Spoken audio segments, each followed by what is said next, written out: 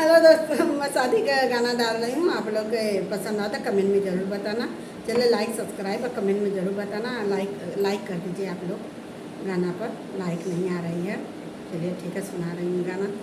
दूल्हा देखाना माई वाला देखाना हम जावो। दूल्हा देखाना माई वाला देखाना हम जावो। हथवा में लेऊ बेटी मऊरा रे, हथवा में लेऊ बेटी मऊरा रे।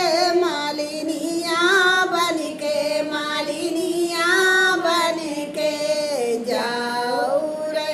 हथवा में लेऊ बेटी मऊरा रे, मालिनिया बनके, मालिनिया बनके जाब रे। दूल्हा देखाना माई वाला देखाना हम जाब रे।